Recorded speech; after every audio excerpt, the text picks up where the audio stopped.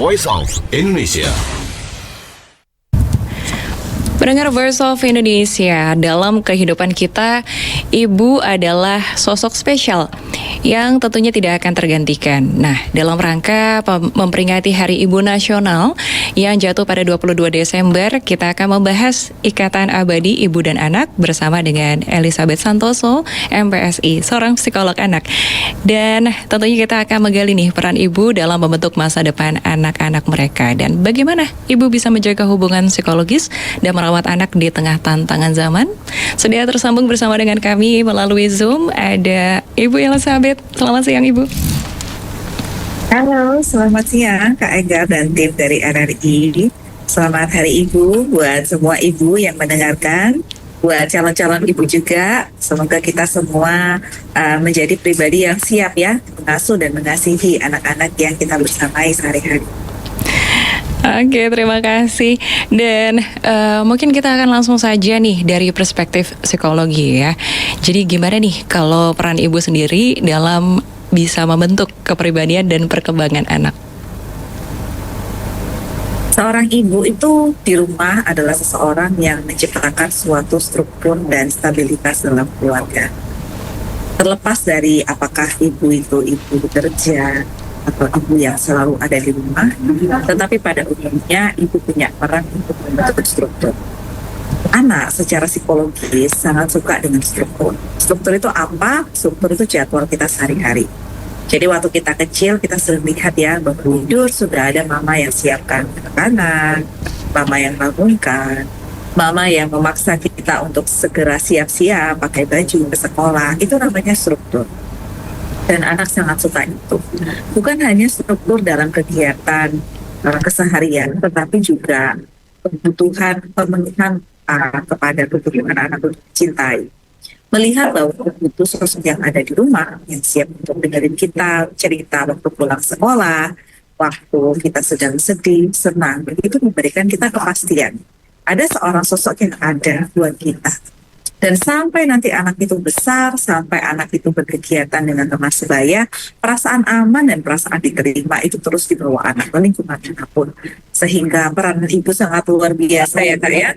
Hari ini kita merayakan semua ibu dan semua calon ibu, semua yang sudah ataupun belum menjadi ibu, untuk merasa kembali, menghayati kembali bagaimana berdayanya diri kita diciptakan sebagai seseorang yang berbagi hidup dengan orang lain, yaitu anak-anak kita. Oke, dari struktur tersebut berarti kan memang ibu tuh yang paling bonding ya dengan anak-anaknya ya. Nah ini berarti juga membantu dalam masalah emosional dari anak itu sendiri dan juga masalah psikologisnya pastinya ya. Betul sekali. Jadi pada usia awal kehidupan manusia itu terlahir di dunia dengan perasaan mencari security. Nah, security itu dipenuhi pada umumnya oleh sosok ibu. Sejak anak itu lahir, anak itu kan selalu butuh ibu untuk memberikan ASI, untuk gendong kalau dia menangis, untuk mengajak dia bermain. Bahkan sebelum lahir, selama di perut itu juga ibu yang suaranya selalu terdengar oleh si anak bayi. Jadi ibu itu sosok yang sangat terprediksi dan awal mula membentuk kepribadian anak. Ikatan bonding yang baik antara ibu dan anak membantu anak untuk punya rasa stabilitas, bisa mengelola emosinya, dia belajar bahwa dia diterima kehadirannya di dunia ini, dia suka sama ibunya dan disukai sama ibunya. Jadi ketika nanti di dunia luar, main sama teman, anak itu nggak mudah merasa insecure kalau bahasa anak sekarang, Kak. Nggak mudah merasa rendah diri, karena dia tahu dia dicintai dan diterima di rumah. Naik lagi di masa eksplorasi, ibu yang akan menyediakan anak kesempatan untuk menjadi mandiri, ya kan? Biasa ibu yang akan melatih anak untuk awal pun anak berjalan, makan sendiri, gitu ya. Untuk anak bisa merapikan mainan, itu pun juga memberikan anak kepastian akan kegiatan sehari-hari, membuat secara emosi anak itu lebih tenang dan stabil. Oke, baik. Nah, kalau untuk seorang anak punya ibu nih. Tapi kalau untuk ibunya sendiri nih, ketika kalau misalnya lagi ada pastinya ada permasalahan ya setiap orang, termasuk ibu itu sendiri. Apalagi yang juga emang selain dari perannya sebagai ibu, perannya juga sebagai seorang istri ataupun bahkan sebagai working mom. Nah ini kan biasanya juga perlu ya untuk menciptakan kewarasan ketika juga harus mendalami ataupun juga memegang tugas itu masing-masing. Nah ini untuk menjaganya supaya tetap berada pada jalurnya.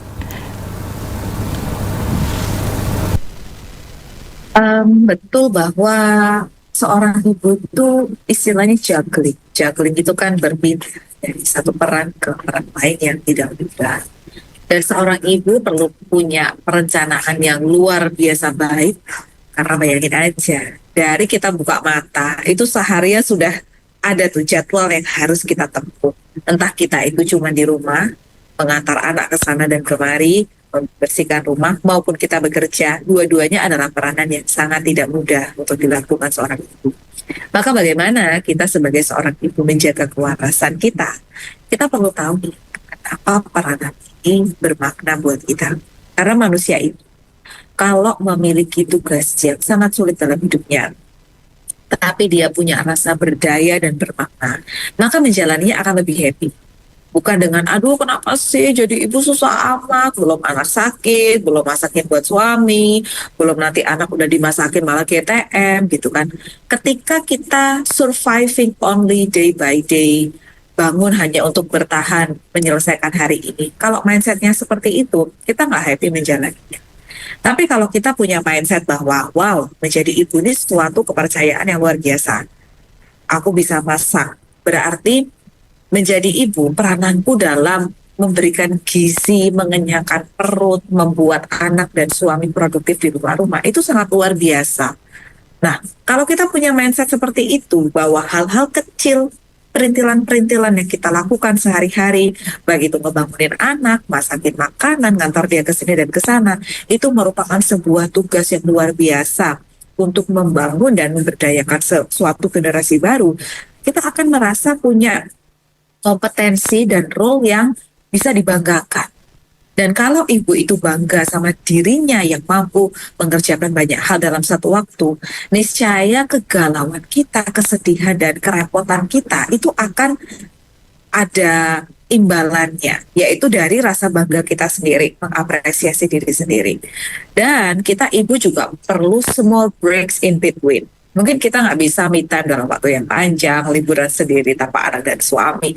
Itu definisi kewarasan yang kurang realistis untuk sebagian besar ibu, karena mau nggak mau kita harus mikirkan bagaimana suami dan anak. Tetapi kita bisa memilih untuk punya break-break kecil dalam keseharian kita. Dan kita bisa belajar untuk menikmati rutinitas kecil yang menenangkan diri kita. Misalnya sebatas mau tidur, anak udah tidur, kita punya waktu 15 menit untuk keringin rambut sama pakai skincare misalnya gitu ya. Atau anak udah tidur, kita sempatin nonton video sedikit tentang review desain rumah atau tentang tentang akun-akun yang lucu, yang entertaining buat kita, atau kita merawat diri, merawat rumah, mempercantik apa yang membuat hati kita puas. Itu small breaks istilahnya. Jadi bukan libur yang panjang, tetapi jeda-jeda kecil yang bisa bikin kita bernafas lebih lega, bisa bikin kita lebih bahagia untuk menjalani hari-hari berikutnya. Oke, jadi yang penting cari juga ya yang disukai dengan ataupun mungkin hobi-hobi kecil atau sekedar me time kecil ya.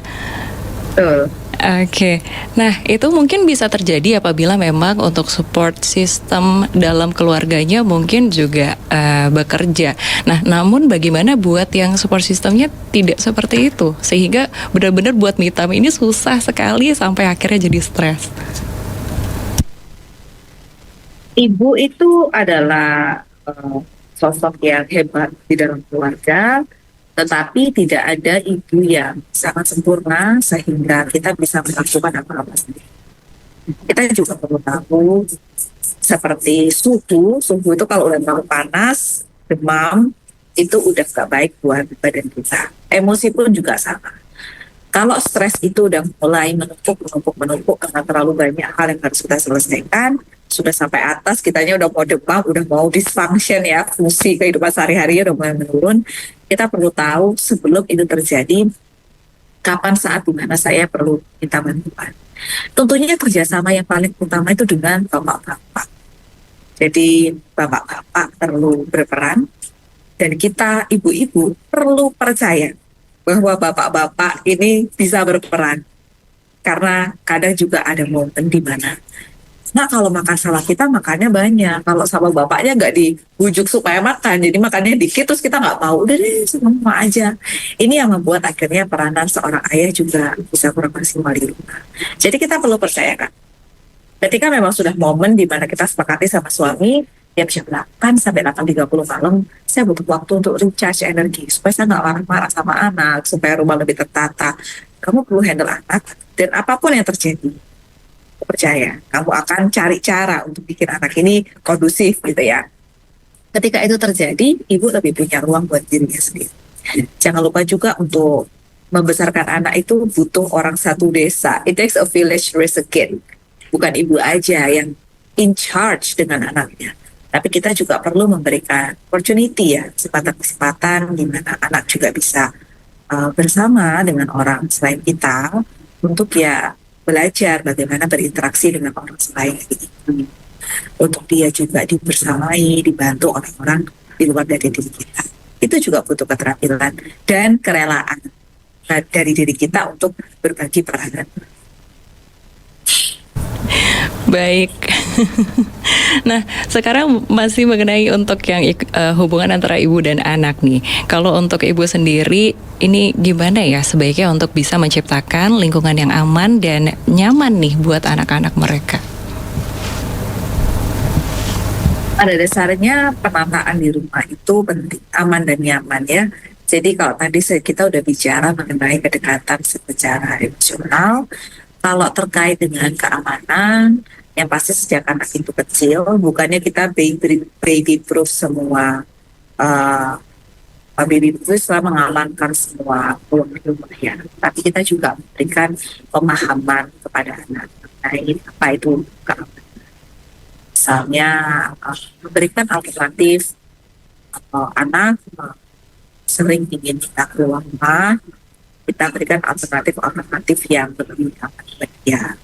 Oke, supaya nanti kita bisa pastikan kamu aman di luar, boleh nggak nanti kakak ikutin kamu gitu kan, atau nanti kamu mainnya di sekitar komplek. Itu udah dibangun dari kecil, anak diajak berkomunikasi mengenai sebab akibat.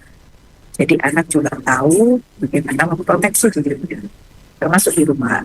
Saya juga punya anak yang masih balita, balita itu kan sangat suka gambar-gambar bahaya. Tapi bukan hanya larangan yang penting untuk kita kasih, tapi juga konsekuensi sebabnya. Kalau pintunya dimainin, tangannya kejepit, bisa merah, kakinya bisa biru. Tapi kamu gak bisa main krayon yang kamu suka. Jadi lebih baik kalau kamu keluar, buka terus pintunya, kalau udah selesai, ditutup, kita main dalam kamar. Jadi anak itu sangat bisa dibangun pengertian.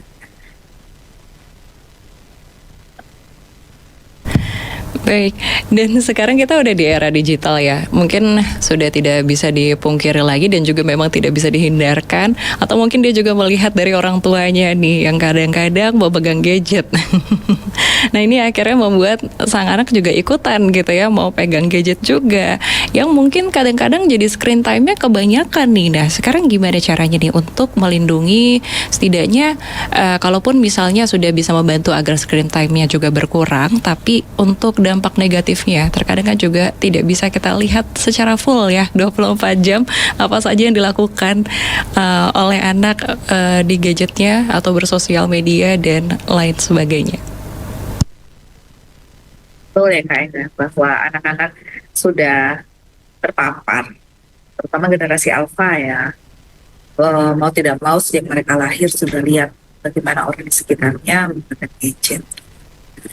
Ada salah satu penulis namanya Jonathan Haidt, dia adalah social psychologist yang hanya membahas mengenai keamanan menggunakan gadget, menggunakan gawai buat anak-anak. Yang pertama, kita memang nggak bisa benar-benar nol screen time. Tetapi yang bisa kita atur adalah yang pertama, di bawah 14 tahun, penggunaan gadget itu menggunakan gawai bersama. Sekalipun kita beliinnya buat anak, tapi jangan bilang itu handphone atau tab buat anak, tapi ini buat kita bersama. Dan ini papa mama yang punya, artinya otoritas tetap ada di orang tua, bukan anak yang memilih. Apapun dia mau, dia pasti akses. Tapi dia harus saling punya izin. Oke, aku pakai dulu siang. Dari sore, giliran mama yang pakai untuk kerja. Usahakan gadget milik bersama. Setelah 14 tahun ke atas, boleh kita mulai percayakan anak punya gadgetnya sendiri, namun dengan kontrak perjanjian sederhana. Misal penggunaannya sehari boleh berapa lama.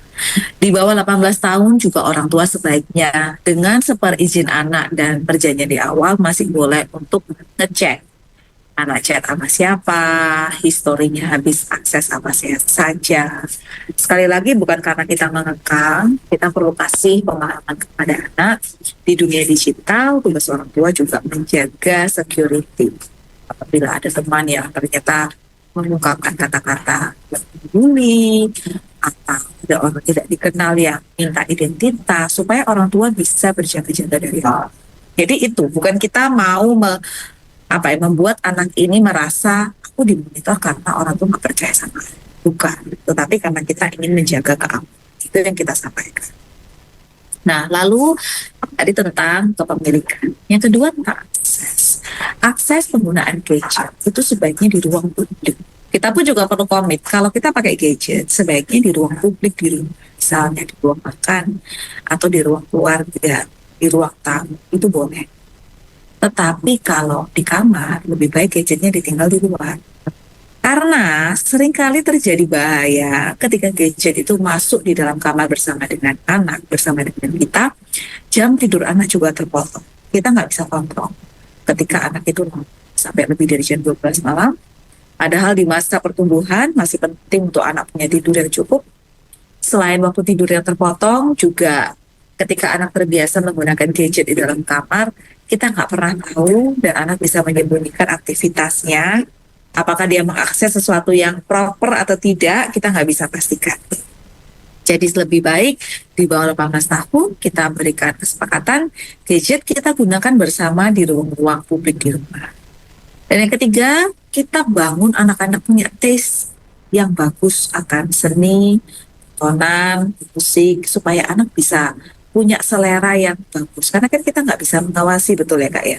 Nggak mungkin kita mengawasi terus ketika anak bermain gadget.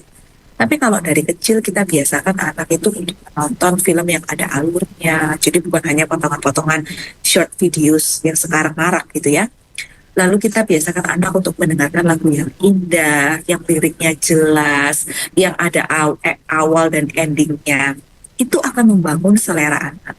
Sehingga one day ketika dia dipercaya untuk mengakses media visual itu dengan bebas, dengan mandiri, dia tahu apa tontonan yang baik, yang high taste, apa yang cuma sekedar hiburan semata dan tidak membangun imajinasinya. Itu yang bisa kita lakukan. Tentunya kalau anak di bawah 5 tahun juga masih kita batasi sehari maksimal 2 jam. Di bawah 18 bulan belum boleh panduannya. Baik, tapi terkadang juga nih kalau mungkin itu bisa kita lakukan apabila memang istilahnya di rumah lebih banyak ya waktu untuk bersama dengan anak. Tapi kalau untuk yang working mom bagaimana nih? Working mom itu juga punya kewajiban untuk membangun bonding yang baik dengan anak. Supaya kalau kita kasih nasihat, anak percaya nasihat kita itu baik. Saya pribadi juga working mom, Bapak Ibu, dan yang saya lakukan di rumah adalah tetap membangun rasa trust bersama dengan anak. Jadi bukan kita working mom lalu kualitas relasi kita menjadi buruk. Tetapi working mom juga perlu bisa mengatur schedule supaya kita masih punya waktu sehari-hari untuk ngobrol dengan anak, supaya anak percaya apa yang kita nasihatkan itu baik untuk dirinya. Jadi bonding itu kunci supaya anak masih mau dengerin kita. Lalu yang kedua, kalau anak-anak sudah mulai kita percayain untuk punya gadget karena ada banyak kebutuhan sekarang ya, untuk sekolahnya, untuk lesnya, itu kan anak-anak SD ke atas sudah perlu pakai gadget. Ada beberapa parental control application yang bisa kita pakai. Jadi kalau kita pakai handphone dengan brand tertentu, itu ada setting cara untuk kita punya parental control ke gadgetnya anak. Jadi kita bisa membatasi hari ini anak boleh akses aplikasi misalnya ya YouTube itu boleh berapa lama. Kita bisa nge-lock sosmed karena sosmed itu yang paling berbahaya. Karena kalau sosmed itu kan semua orang bisa upload dan interaksi. Yang paling aman itu misalnya kalau tonton dari suatu app yang cuma buat tonton aja gitu ya. Kita bisa loh dengan parental control app itu untuk mengatur dan mematikan dari HP kita. Kalau kita melihat anak udah tidak sesuai dengan perjanjian lagi nih konsumsinya gitu. Kita juga bisa untuk mendiskriminasi situs-situs yang belum child friendly, itu kita lock, itu bisa. Jadi kalau boleh saya sebut nama, kalau kita pakai HP Apple itu ada parental control. Kalau kita pakai Android seperti saya, ada seperti FamiSafe, Family Link. Itu kita bisa nge-linkkan gadget kita ke gadgetnya anak-anak. Tentunya bukan hanya kita menjadi polisi yang cuma ngecek, tapi kita juga membangun relasi dan mengajak anak komunikasi supaya anak tahu ketika kita kontrol itu karena kita sayang, peduli, dan mau menjaga dia. Baik, dan yang namanya juga kehidupan ya pasti kan terus upgrade terus, bertambah terus, makin canggih juga teknologi dan lain sebagainya. Dah di tengah tantangan-tantangan modern yang mungkin akan terjadi juga ke depannya, bagaimana juga untuk ibu tetap bisa untuk tetap berkarir mungkin, juga tetap bisa untuk memberikan yang terbaik, tadi membesarkan ya, mengasihi dan mengasuh agar menjadi bibit yang terbaik untuk bangsa. Oke, pertanyaannya bagus banget ya. Kita tetap bisa menjadi ibu-ibu yang berdaya. Itu kata kuncinya, berdaya. Berdaya itu artinya kita punya waktu untuk sambil menjalani peran ibu, sambil juga meningkatkan pengetahuan kita mengenai apa yang terjadi di dunia, dengan memperluas kemauan kita untuk mencari tahu dari informasi kita membaca, mengikuti berita apa yang sekarang ini sedang menjadi penting, dan juga sedikit-sedikit mengajak anak berdiskusi tentang topik-topik yang sudah bisa dibahasakan menurut dengan tingkat pemahaman. Lalu yang kedua, jadi ibu kita perlu punya budaya juga untuk mengembangkan diri. Jadi nggak cuma menjalani rutinitas, menjalani hobi itu salah satunya ibu-ibu. Karena hobi itu bisa menjadi ruang buat kita untuk menciptakan potensi-potensi baru. Dari hobi yang sederhana, masak misalnya. Anak ulang tahun, terus kita juga masakin. Orang akhirnya tahu, oh mamanya si ini bisa masak ya. Terus kita bisa menggunakan skill itu untuk bantu orang. Kita misalnya volunteer masak dalam suatu kegiatan. Atau kita bahkan buka PO, pre-order masakan kita. Itu bukan kita bangga. Jangan melulu dilihat dari seberapa yang bisa kita hasilkan, tetapi skill apa yang lalu berkembang di dalam diri kita. Karena kadang-kadang menjadi ibu itu kita lupa mimpi, karena kita sudah merasa kalau saya punya mimpi, hasilnya nggak akan sebagus ibu-ibu lain yang kerja dari awal, sebagus kader orang yang tidak menikah dan punya anak. Nah itu kalau kita ukur dari hasilnya. Tetapi bahwa kita membesarkan generasi di rumah, itu sudah tugas yang luar biasa hebat. Kalau kita mau mengembangkan diri lagi, itu plus, itu bagus. Yang kita lihat adalah prosesnya. Proses di mana akhirnya kegiatan-kegiatan ini memperkaya kita dengan pengalaman dan skill-skill yang baru. Itu yang perlu kita appreciate dari diri kita. Jadi seiring perkembangan zaman, kita bisa pakai teknologi untuk juga mengembangkan potensi kita, belajar dari berbagai macam tutorial videos yang ada, atau mempromosikan hasil karya kita, supaya kita juga punya komunitas yang punya kesukaan yang sama misalnya, atau bahkan berkontribusi buat masyarakat yang luas. Ibu-ibu pasti bisa. Baik, terima kasih Mbak Elizabeth atas waktunya, dan juga untuk Mbak Elizabeth dan juga para ibu di luar sana, termasuk saya sendiri. Selamat Hari Ibu, semoga tetap tangguh dan menjadi teladan bagi setiap anak dan juga keluarganya. Selamat Hari Ibu, Kak Enggar. Terima kasih. Voice of Indonesia.